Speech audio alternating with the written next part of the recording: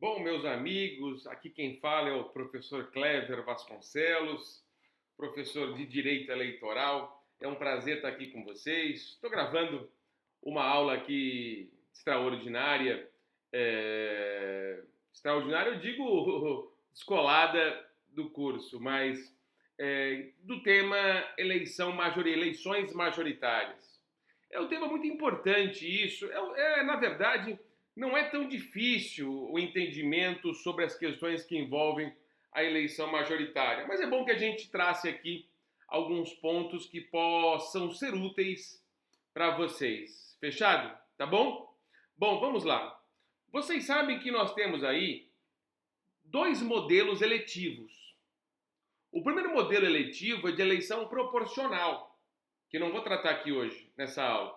A eleição proporcional são eleições parlamentares para vereadores, deputados estaduais, deputados distritais e deputados federais. Isso é um outro departamento. Agora aqui comigo nós vamos tratar das eleições majoritárias. E quando eu falo eleições majoritárias, eu falo eleições para os seguintes mandatos eletivos.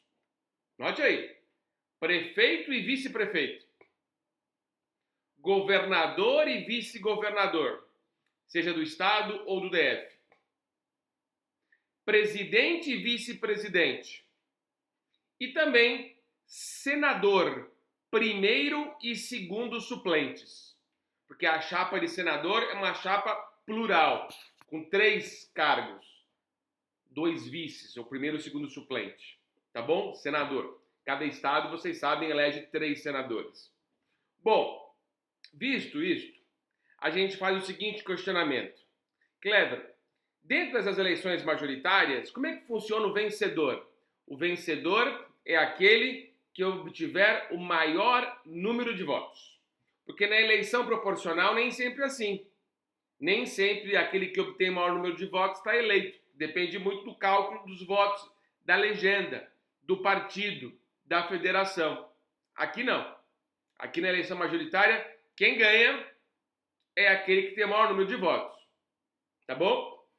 Ficando ciente, você, do seguinte: nas eleições majoritárias, galera,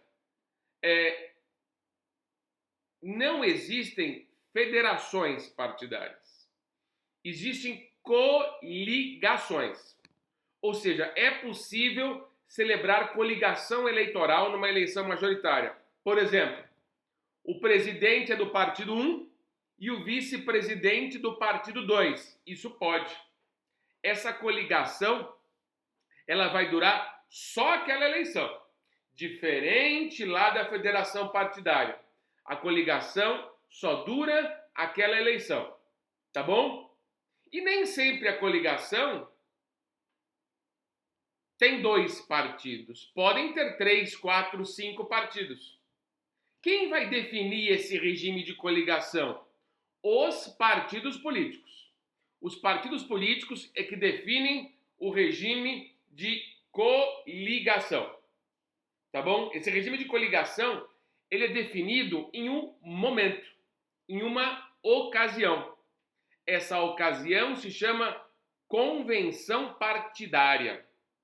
A convenção partidária, ela é realizada entre o dia 20 de julho e o dia 5 de agosto do ano da eleição.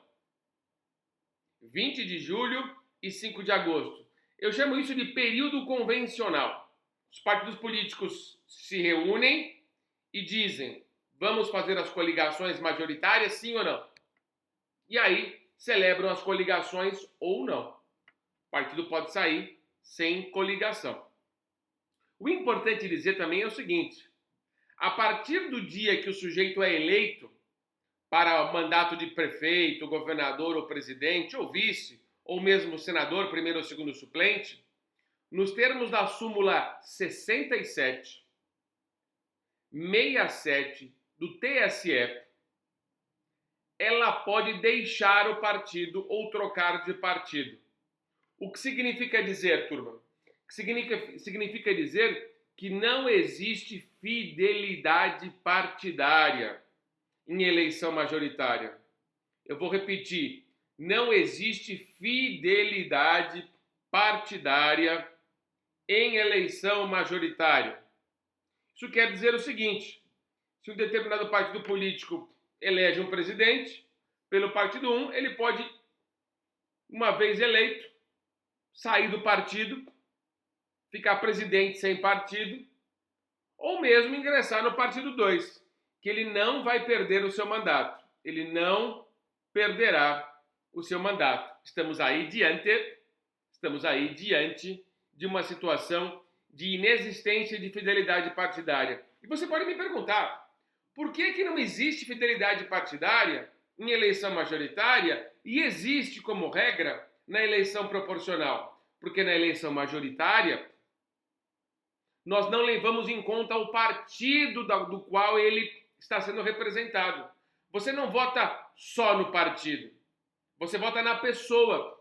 Lá na eleição proporcional, você pode votar só no partido e não no deputado. Aqui não, você tem que votar naquele determinado sujeito, naquele que, enfim, está disputando uma eleição majoritária. Tudo bem? Tá claro isso? Então, são contornos que envolvem essa questão da eleição majoritária. Um passo à frente agora. Um passo à frente. O passo à frente é o seguinte. Veja bem. Na eleição majoritária, nós temos 2 métodos de seletividade. 2 espécies de eleição majoritária. Sim, nós temos a eleição majoritária por maioria absoluta, que é o sistema francês, e a eleição majoritária por maioria simples. Eu vou explicar para vocês a questão da maioria simples. Primeiro, eleição majoritária por maioria simples. E aqui eu quero trazer o artigo 29, inciso 2. Artigo 29, inciso 2 da Constituição, que diz o seguinte, nos municípios com mais de 200 mil eleitores, o sistema não será de maioria simples, será de maioria absoluta. Trazendo uma interpretação contrária, eu digo o seguinte: nos municípios com até 200 mil eleitores, inclusive 200 mil, igual de 200 mil, a eleição será por maioria simples, ou seja, vence o mais votado. Vence o mais votado. Não tem erro. Vence o mais votado. Perfeito? Isso só se dá, meus caros amigos, em municípios. Em municípios.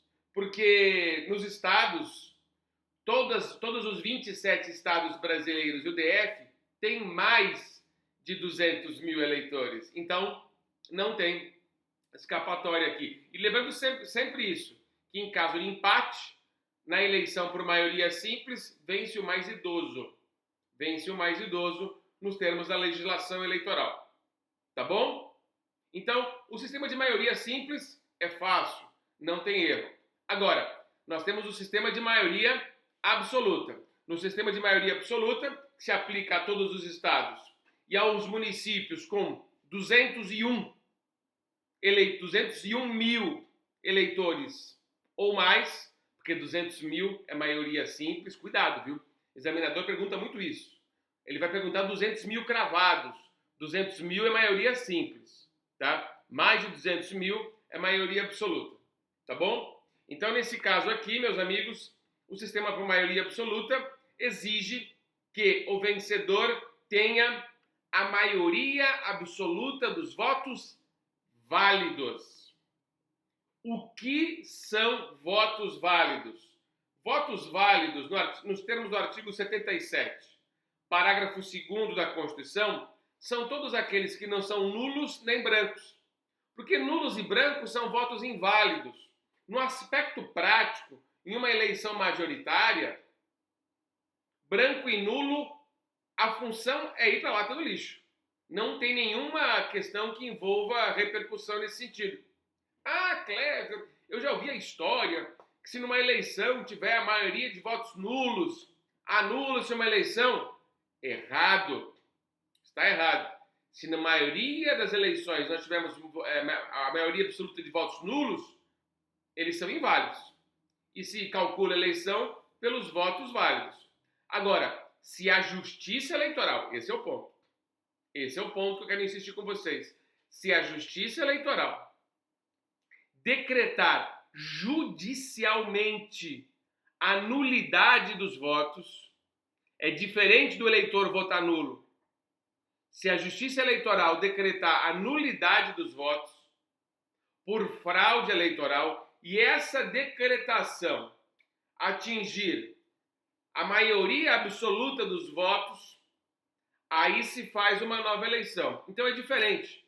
É diferente de votos nulos por força do eleitor e votos anulados por decisão judicial. O que provoca uma nova eleição são votos anulados. Votos anulados pela justiça eleitoral e não pelo eleitor. Tudo bem? Bom, voltando à eleição majoritária por maioria absoluta. Todos aqueles que conseguiram permanecer no primeiro e no segundo lugar disputarão o segundo turno, salvo se conseguirem a maioria absoluta, já estarão eleitos. Aí não haverá necessidade de segundo turno. Então, os dois primeiros colocados disputarão a eleição. Até aí parece bem simples. Tudo isso que eu estou falando aqui está no artigo 77 da Constituição Federal. E diz o seguinte, se antes de realizar o segundo turno, entre o primeiro e o segundo turno, ocorrer morte, desistência ou impedimento legal do candidato por força do trânsito em julgado de uma sentença, de uma decisão eleitoral, trânsito em julgado. Se não tiver trânsito em julgado, não incide a inelegibilidade. Então, se antes de realizar o segundo turno, portanto, entre o primeiro e o segundo turno, ocorrer morte, desistência ou impedimento, convocar-se-á entre os remanescentes o de maior votação. O que significa dizer isso? Significa dizer o seguinte, ocorrendo esses eventos, chama-se o terceiro colocado. O terceiro colocado. Esse terceiro colocado, portanto, participará das eleições. Tudo bem? Diferente se acontecer isso antes do primeiro turno. E esse é o ponto que eu quero dizer para vocês. Se acontecer morte, desistência ou impedimento legal de algum candidato antes do primeiro turno, é possível a substituição. Então, olha a diferença. Uma coisa é a eleição majoritária até o primeiro turno. Outra coisa é a eleição majoritária entre o primeiro e o segundo turno.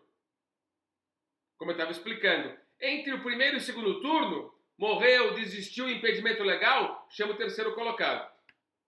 Antes do primeiro turno, desistência, impedimento legal, morte, substitui. Então, antes do primeiro turno, se aplica a regra do artigo 13. Artigo 13 da Lei 9.504/97, que é a Lei das Eleições. Artigo 13 da Lei 9.504/97. Entre o primeiro e o segundo turno, se aplica o artigo 77, parágrafo 4º da Constituição. Lembrando sempre, galera, que é o seguinte, essa regra antes do primeiro turno, morte, desistência, impedimento legal, existe um prazo para substituição. Eu quero que você anote esse prazo.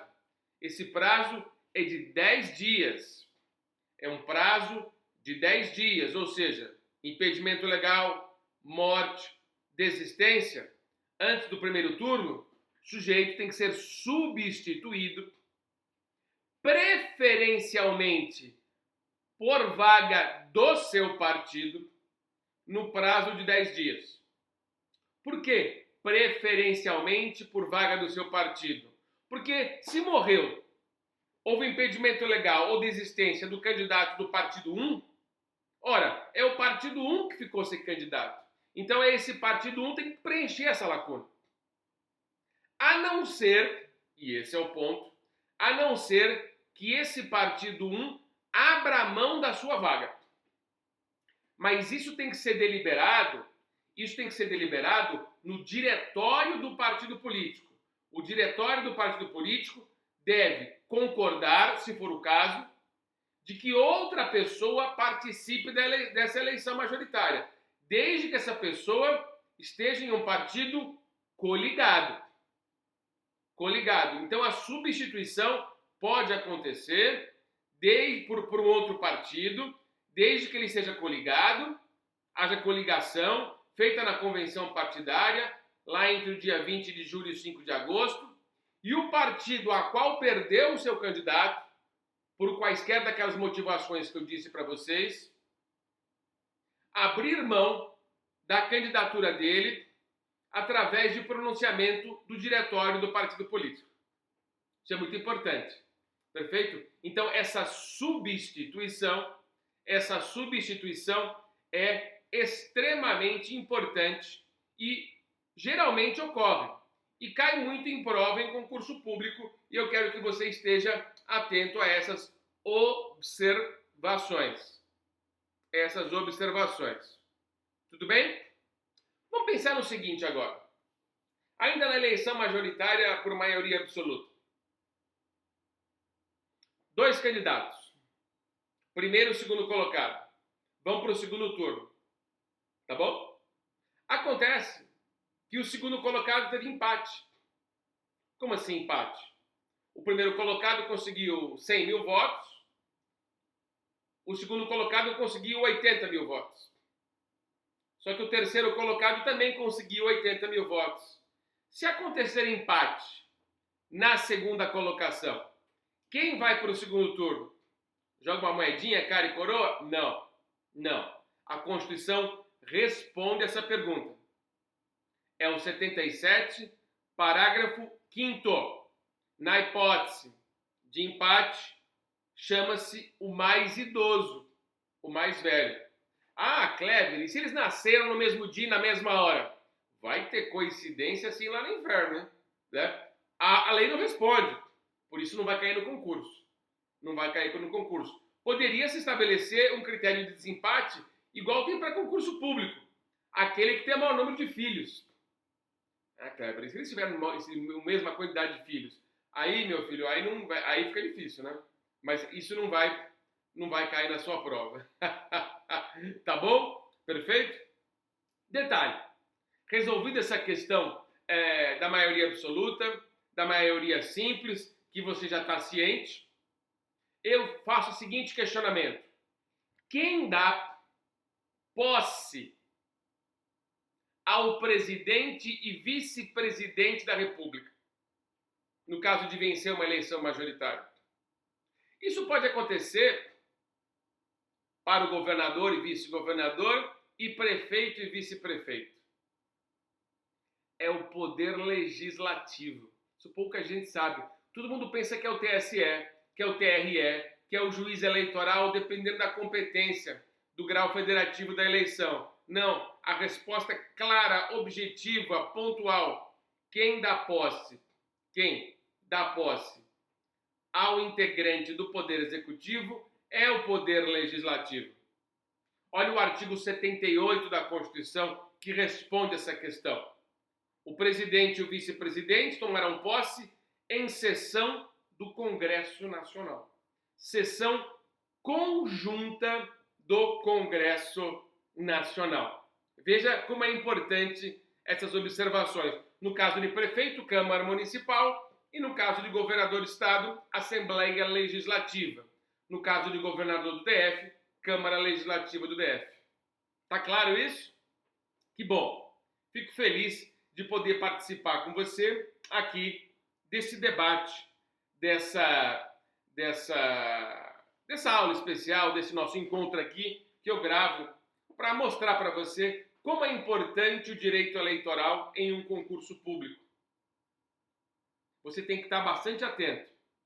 E nós aqui do Que Concursos temos uma coisa que eu acho primordial: qualidade.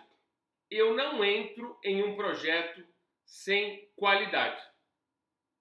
Eu fui aluno de cursinho, sou promotor de justiça, prestei concurso público, fui aprovado em mais de um concurso, já fui escrevente do Tribunal de Justiça, hoje eu sou promotor de justiça.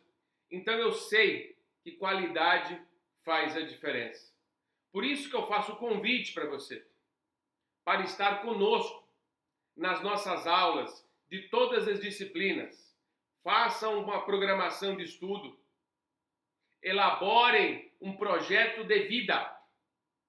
Esse projeto de vida tem que ser percorrido. E no meu caso, por exemplo, esse projeto de vida durou mais de 3 anos. Entre 3 e 4 anos de estudo intermitente, sem parar. Ah, mas Clever, é desanimador.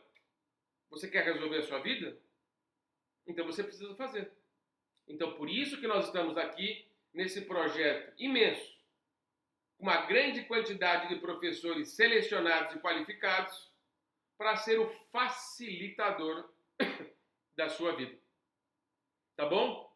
Perfeito? Nessa aula, nesse encontro, eu dei para vocês umas pitadinhas de eleição majoritária. Mas eu quero fazer um convite para a minha aula Master no concurso, do modo geral, onde nós vamos desenvolver todos os temas que envolvem o direito eleitoral. Perfeito? Isso é importantíssimo. E outra coisa, se está com dúvida, quer um esclarecimento, quer desabafar, vai lá no meu Instagram. Instagram é aberto. Na claquete, antes do início da aula, estava aí. Deixa eu colocar aqui. Olha aqui, ó. Clever.vasconcelos. @clever.vasconcelos. Faz o seu questionamento sobre a matéria. Nós estamos ao seu lado. É um compromisso de caminhada. Só não passa quem desiste. Quem insiste passa. Ah, Clever, mas eu nunca fui o melhor aluno. E quem disse que eu fui? Eu fui insistente. Insistente. O insistente passa. O insistente tem sucesso. Então eu quero fazer um convite para você estar comigo nas plataformas, nas aulas, nos cursos direcionados que nós do Que Concursos estamos oferecendo para vocês.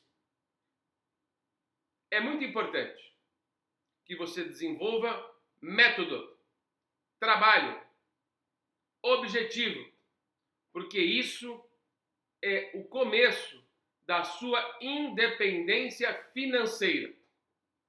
É fácil? Não. There is no free lunch. Não tem almoço grátis. Você tem que fazer seu trabalho. E aqui eu, Clever Vasconcelos, nas minhas disciplinas onde eu dou aula, dentre elas, uma das minhas especialidades, que é o direito eleitoral, eu reitero, eu insisto, esteja no campo da qualidade. Esteja no campo dos professores mais preparados. Aqui nós aliamos a teoria e a prática, o conhecimento e o concurso. A maioria dos nossos professores já percorreu esse caminho de sucesso. Veja meu testemunho de vida. Tá bom? Então, meu grande abraço e te vejo nas nossas aulas. Tchau, tchau.